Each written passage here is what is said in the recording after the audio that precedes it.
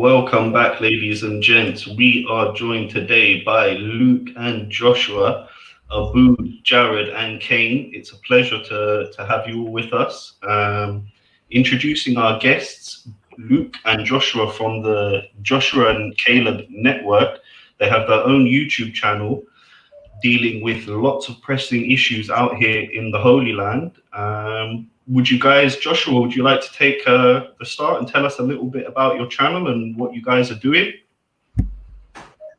Yeah, so my name is Joshua, like you said, and I don't know. I told you guys earlier in the kickoff that I'm a Tennessee country boy that fell in love with the nation of Israel, and came here, and I started seeing the land of Israel, and I connected to the Joshua of the old Bible stories. And that's actually where the network actually gets its name, is from the Bible story of Joshua and Caleb that entered Israel, 3,000-4,000 years ago. We have the stories of the Israelites first coming into the land of Israel. And we wanted to tell the story like they did. And that's where our network really kicks off, is that most of the news that you hear about Israel either can be classified as propaganda or just biased, right? Like, it could be, and most of it's bad news. You hear about bombs and rockets and stabbings, and it's just, okay, that's just not good stuff, okay?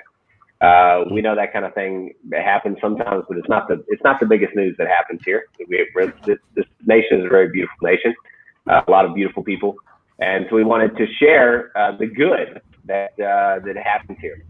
So we've dedicated the channel and the work that we do here to bringing the good report. So the Joshua and Caleb report is what it's called, in the greater network that also hosts other shows as well. So yeah, when you're talking to me, you're going to hear about the good of the land of Israel. So that's at least fantastic. Side that you'll hear from us. It's incredible, because as someone who's attached to the land, who was born here, it's amazing to see someone from abroad with such passion and love for the land. It really, it warms my heart to see that. I wanted to ask you, Luke. I've seen a few of your guys' videos, and you really do present things that aren't shown in the mainstream media. What kind of impact do you think you guys are having back home in the States on the Christian community over there? Right. So yeah, we are a Christian organization, and I'll just fill in one other part of what we do. The Joshua and Caleb Network is one half of actually what we do. Another half of what we do is we actually have a volunteer organization called Hayovel, and we bring Christians from all over the world. We've had people from more than 30 countries to come and do volunteer work here in Judea and Samaria. But one of the things that we started out as getting people to just come and help people here in Israel, but it kind of turned into, we realized when people can't come and serve and volunteer, they get a much bigger connection to the land of Israel and the people of Israel than you would get on any kind of tour or any other experience. So we realized that there is a completely different perspective to be had by coming and serving. So after doing that for many years, we decided that we could also have a unique voice to the international community of the actual stories of the land and the people who live here, and stuff that's not shown on almost any other media anywhere around the world, for sure mainstream media. Because if you ask an average person, say in the United States, let's say an average Christian, what's happening in Israel, what happens in Israel, then immediately it's like, rockets are being shot, bombs are blowing up, terrorism, the IDF is, shooting civilians, like all these kind of things, and they have no clue of what's actually going on. And we realized, because we're based here in Samaria, in the Shomron, that we could actually show the real daily life. We call it boots on the ground, and the actual stories. And so we had a podcast that we launched about 2 years ago, and about 6 months ago, we turned it into a YouTube channel.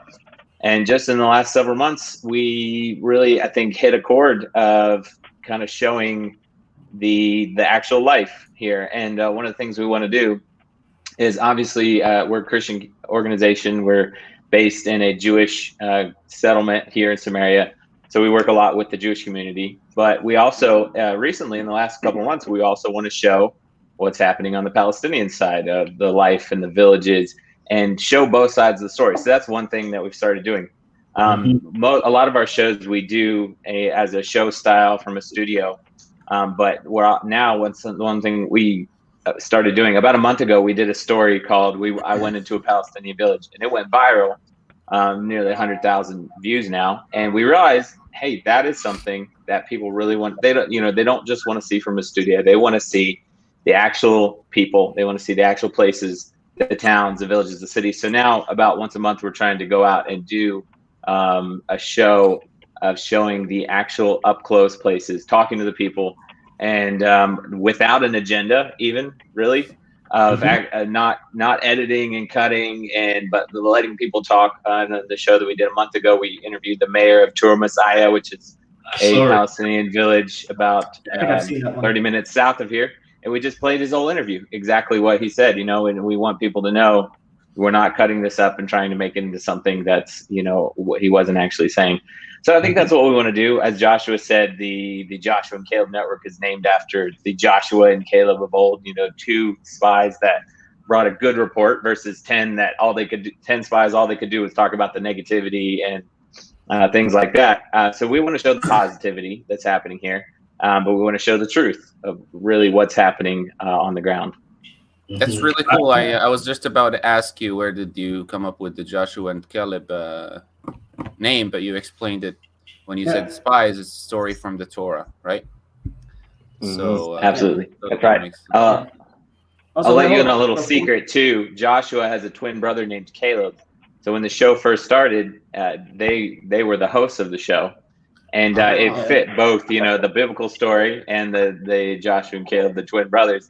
And unfortunately, Caleb lives in Colorado now, so he's not able to be a part of the show. So people get really confused, though, when they see me. So a lot of people think that my name's Caleb, or that maybe I should take on a biblical name or something like that. We absolutely did. We kept getting it confused. Also, there's one thing I want to touch on real quick, because you guys say you're Christian, but I assume you're evangelical. Yes. Yeah. It's a great question, Jared. Yeah, you broke up. Our community definitely would fall in that category of evangelical, loving Israel Christians. Our mission here, we bring in Christians from every denomination, you name it. So we're not a box type people. You guys on this channel, as from what I'm getting, are pretty open-minded folks as well. But for our volunteer efforts, we take Christians from every denominational line. Our main goal is just to serve Israel. I will add one other thing to that. So nice to hear. I will add one other thing to that. One way that we're a little bit unique from other Christian organizations in Israel is we actually take a non-proselytizing stance. So we don't missionize, we don't evangelize, we don't proselytize. In fact, anybody that comes on our programs, we have them sign an agreement that they will not proselytize while they're here as well, because we've seen way too much hurt and offense, and just that's not something that the nation of Israel needs. They need to see Christians that actually want to love and support and bless and actually help and do physical things. Not just come here to talk and try to change people and be good Samaritans. It's actually interesting that you say that, because from where I grew up in Delaware, the general opinion of the non-Christians of my area, of evangelicals in particular, was not very high, because they were very missionary centric. It was almost a level of harassment how they kept coming to our doors trying to get us to, go to their church, or just get us to be Christian. So generally, I just want to say, as a full disclosure, I come into this with a generally lower opinion of evangelicals, just from that. And for good reason. Everybody's got their own experience. That's right. That's it. Yeah. That's it. In this conversation, we talk a lot about that, right? Because we're coming from different sides. I tell people all the time, people in the Holocaust that saved Jews were people that knew Jews. And the same on the other side. People that help people in trouble are people that know them. You're talking about the Good Samaritan. Abrood, you're the Good Samaritan on the call here. That's what we're supposed to do. The people that know people. So I think it's fascinating what you guys are doing. And when people know people, it really changes the whole dynamic. And I'm a strong believer in that. People having relationship with people can really bridge the gap. Yeah, I totally do that. I've seen that in front of my eyes, definitely. And don't forget, I also have connections with Palestinians and Israelis. You know, we have both IDs, and just knowing both sides personally, it just makes great connections already. So I agree with what you said. And I think that's what we're trying to do here with the podcast, guys, is really just connect between the different peoples on this land. You know, we have so many different people groups and ideologies as well. You know, people think it's very homogenous here, and you're either Jewish, Muslim, or this or that, and we have Christians here, we have Druze, we have agnostic and atheist people, we have Scientologists even. There's a Scientology church in Tel Aviv, believe it or not. Yeah, although I don't think they should be allowed to be here, but you know. But, you know, there's a whole mix we have, and from being completely secular Jewish to ultra Orthodox, we have it all. And I think part of the solution, the kind of long-lasting, peaceful solution here is it's doing exactly what you guys are doing, and bringing love to the nation and connecting people through that. I think it's a really great thing that you guys are doing. I was just wondering, when did you make your way over to Israel, and what was it like seeing the archaeological sites come to life and seeing what you studied in the Bible suddenly in front of your eyes?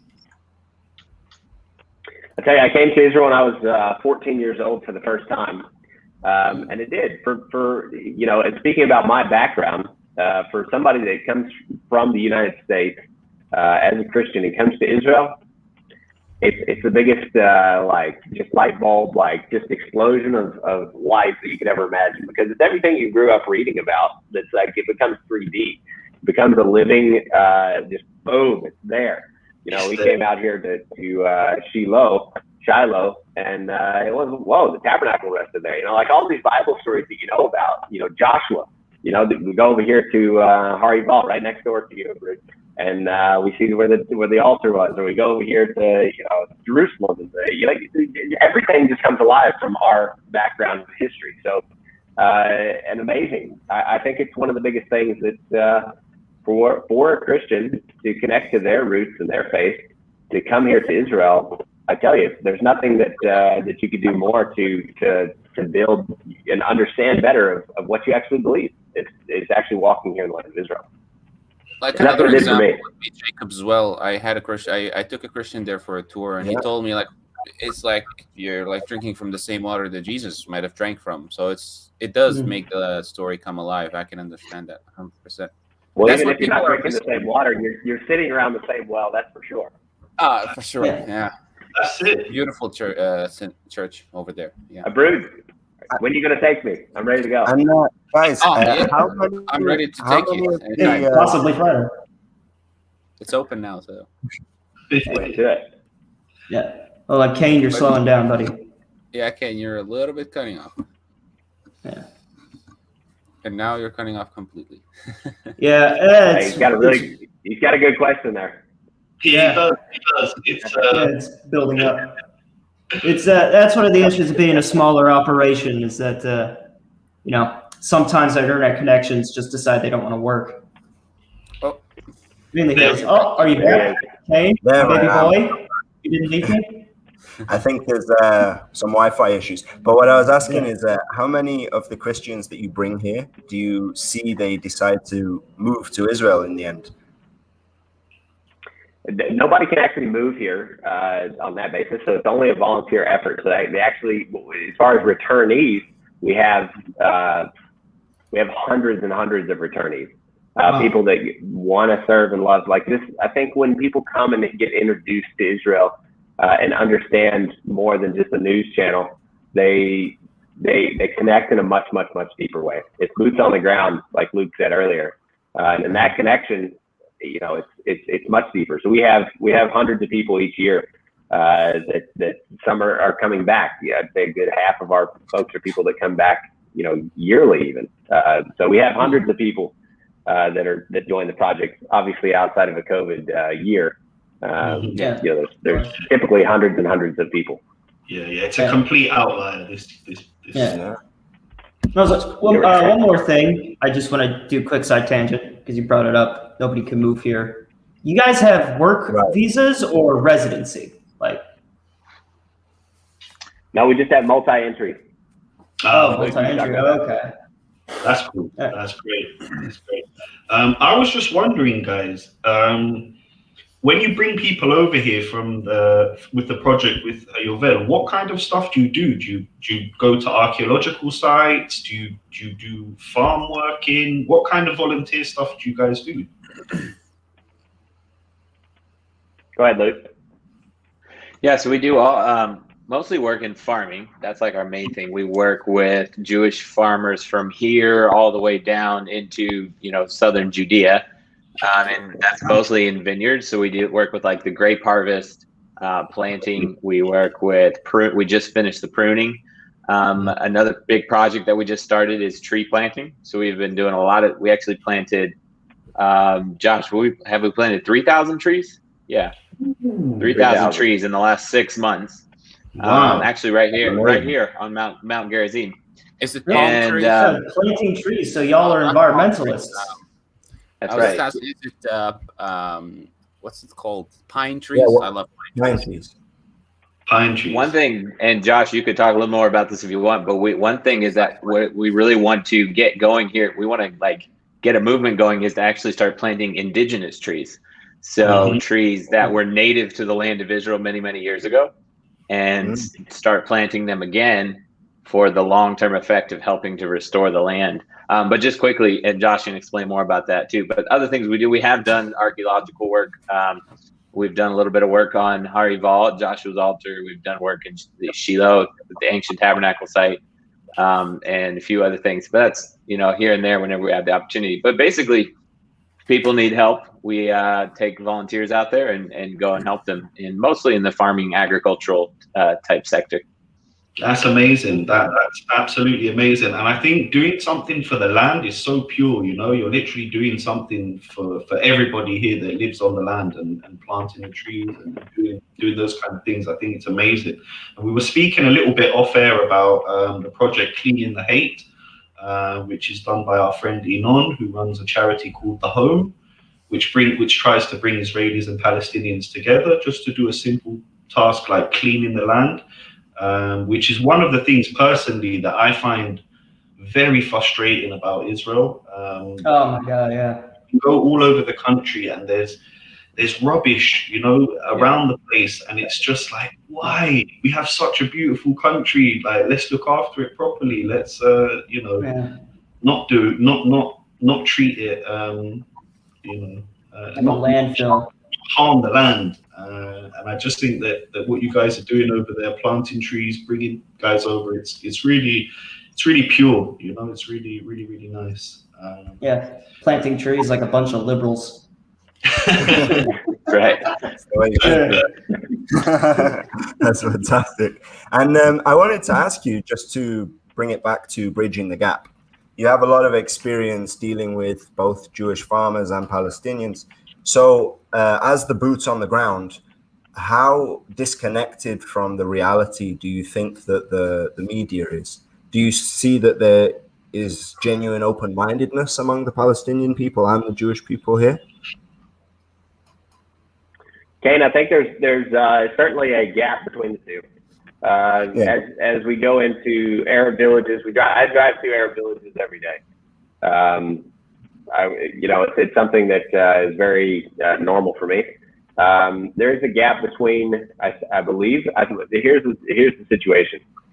There is corrupt political situation. I don't know where you guys stand on the situation, but right now we have elections even going on in the Palestinian and even in Gaza, and Hamas and all the different organizations are very corrupted. And I think that's what the news gets. They don't get the everyday, Palestinian. They don't hear from them. They hear from a very corrupt government situation, and that's what's causing a lot of the issues. I know Arabs that are great people. There's absolutely, for sure. And actually Arabs that would even want to live, the media would never know about this, but there's actually Arabs that would want to live under Israeli sovereignty, even as far-fetched as that sounds. There's Arabs that actually really love Jews. Yeah, so to say, that's not a very extreme position. Yeah. Or yet, I mean, I think that's a gap that is not being bridged, and it's not the media's fault. It's actually a corrupt government situation that's happening here. So I think there's a huge, and I don't know how to solve that situation. Obviously, there's elections coming up, but the problem with the elections is it looks like it may not be getting better, it may be getting worse. And so, with Hamas being the king of the evil of that, and that's really the situation here. I think that's where the big problem lies, is in corruption. And obviously we've seen corruption. I mean, look, I'm American. We've seen our share of that kind of stuff. Everybody's, can fall prey to corruption. We've seen that quite globally. But this on this specific topic, everybody, I believe, knows that well. Corruption has caused major pain to the Palestinian people, and I believe for many of them, there's a lot of misrepresentation. There's many who just want to live great, peaceful lives, and would actually, from my opinion, I believe in more of a one-state situation. I'm not a two-state person, and I'm open to talk to people that are opposite of that. I come from a very Zionistic approach for Israel, the land of the Bible. So I come from a Christian Zionist perspective. But there's Arabs that actually fall right into category with that, and they actually think that that's great, and they would love to live under Israel. Even as far right as I come from, on my perspective, there's Arabs that don't have representation that actually would agree with me, and actually would agree, as far as this sounds, with settlers, which is even farther removed from even agreeing with me as an American Christian. So yeah, there are ties from corruption, and it makes sense, Yeah, So, which would be interesting to read. I mean, you're more in the middle of it than myself, but that's my opinion on that question. No, I actually agree with you on that. I've seen some Palestinians telling me that they really just don't want to live under the Palestinian Authority anymore because they see the corruption. There's obviously things that are like, for example, money not going into the right places, or all these kind of examples. Yeah. And a lot of them did tell me they're ready to live under Israeli sovereignty.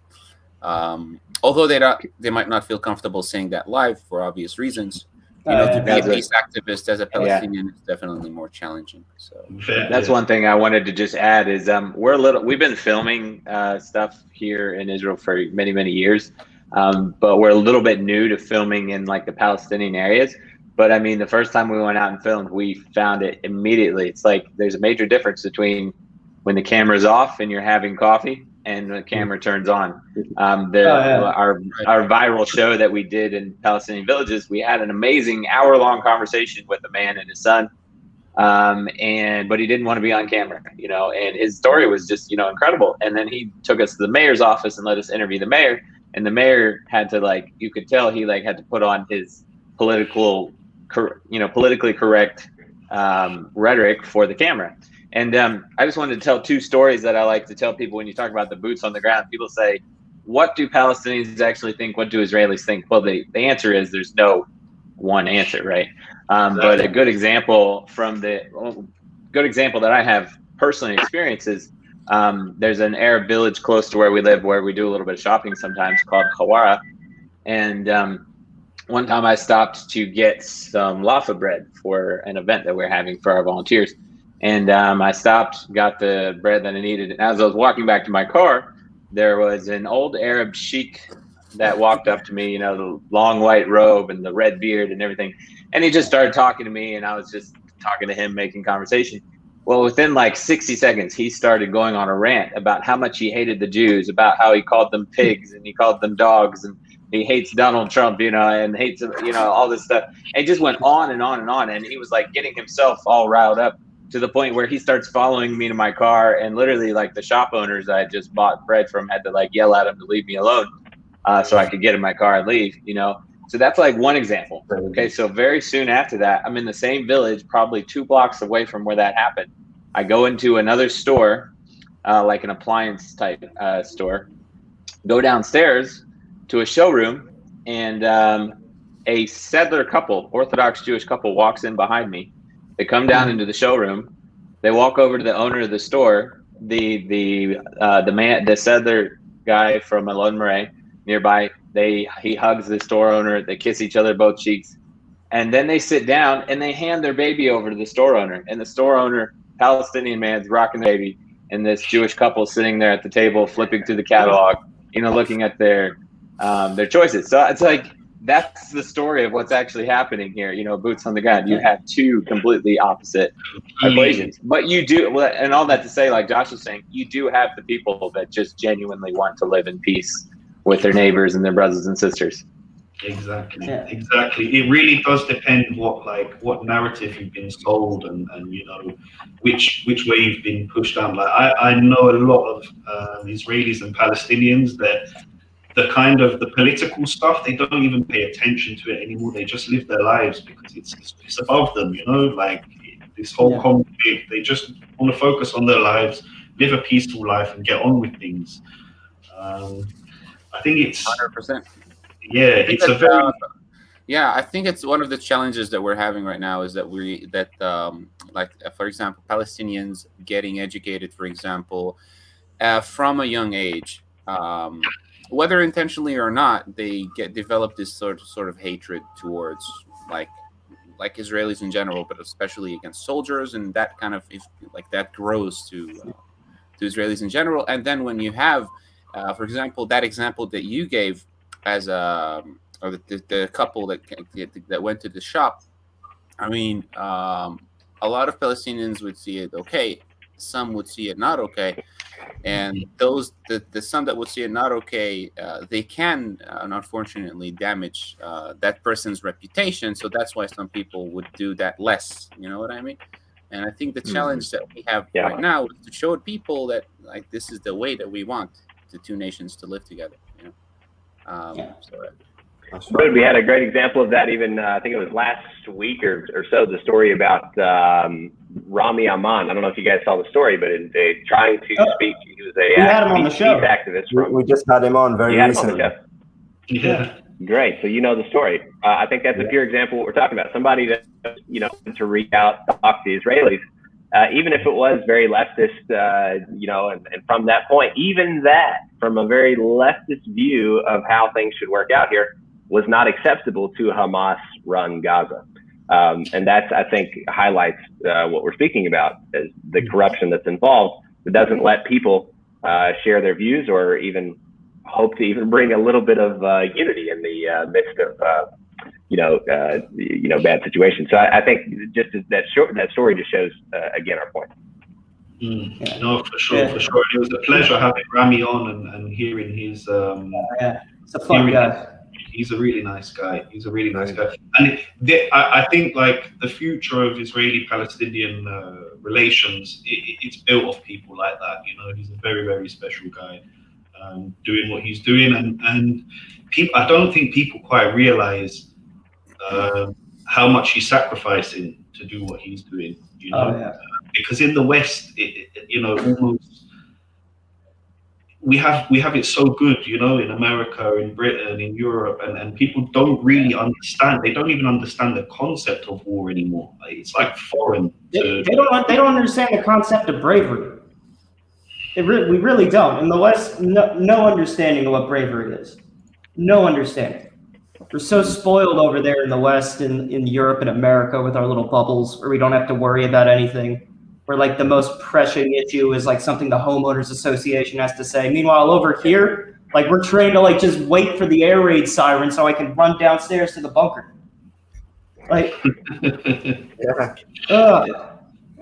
Meanwhile, people like Rami Aman are getting thrown in jail just for talking to people. Terrible. But don't you think that is a sign of the progress we're making, that people are starting to come forward and show that they're not willing to stand for it anymore? Yeah. Yeah, people will have enough at some point. Yeah, I think that shows a little bit, but I guess the end of the story, we'll see what happens to him, and we'll see what the end of the story is. If we could change the oppression, then yeah, then we've made progress, right? I'm very hopeful, Joshua. I'm a very hopeful person.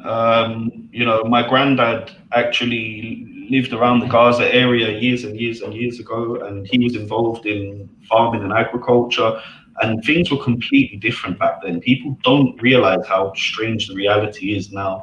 There was no border to Gaza. There was nothing. There was trade. There was, you know, people would go and sit and have hummus or fish or whatever on the Gaza beach and come back to the kibbutzim. It was really a different situation. And I believe we can go back to that. It's just a matter of pushing for it and building grassroots relations, guys. And I want to really thank you for doing that, because I think what you guys are doing is amazing. And, you know, your community of Christians in America can have a great impact here on the land.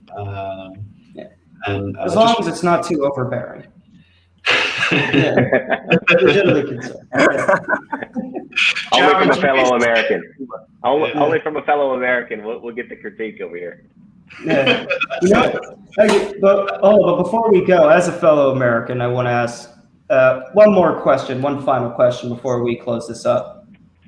Do you guys think it's fair for Israel to be used as a football in the American political arena? Because I'm looking at it because I kind of switch between looking at this issue as an American and as an Israeli at the same time.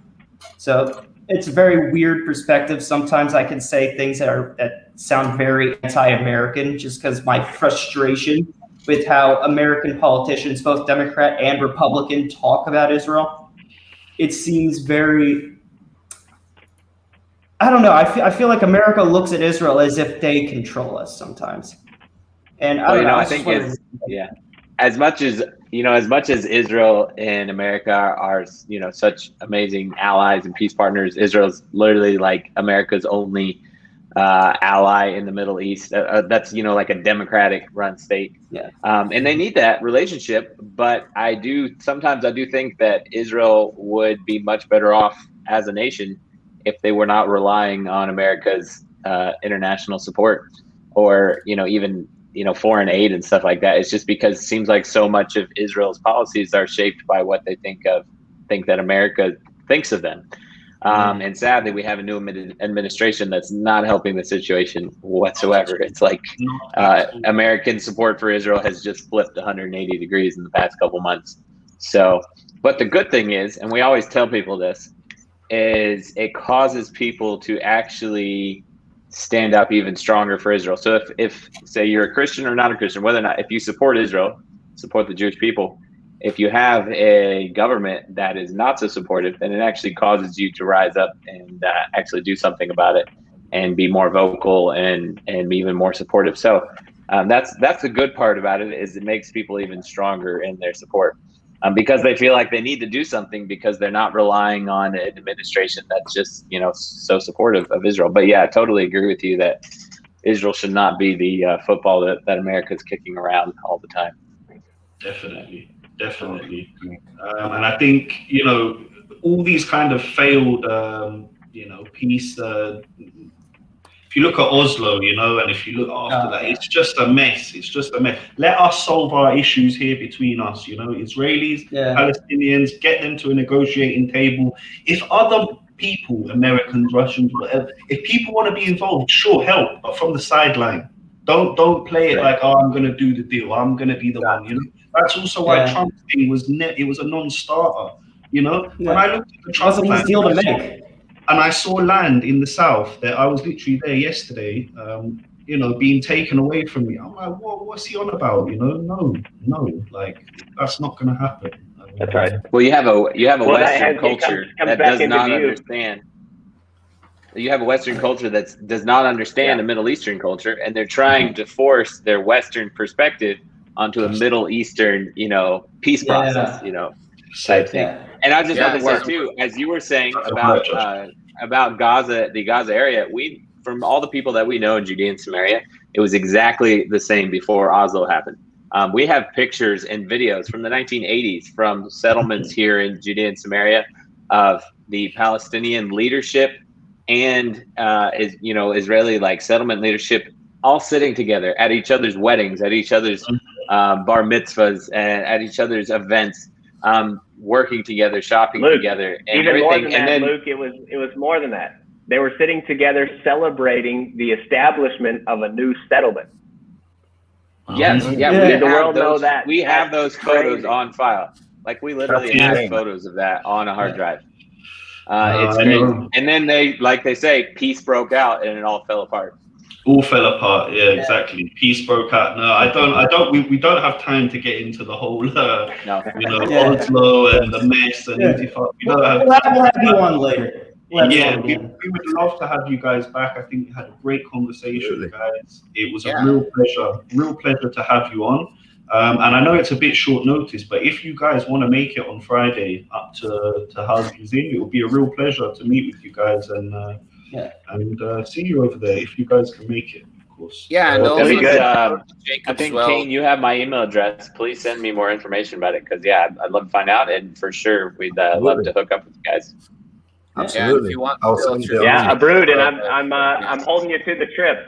I'm holding you to the trip down to Oh, Absolutely. to the well. Yeah, I would love to take you there. Jacob's Well, the Old City. There's a lot of cool places there. So let me know. Yeah. Hey, we're Sure. neighbors. We need to know each other better.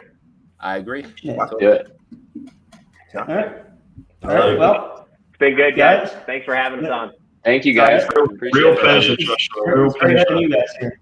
All right. Well, Yeah, guys. thanks very much, Luke. Fortunately, that's Thank the end of you, the episode, guys. So, episode's over.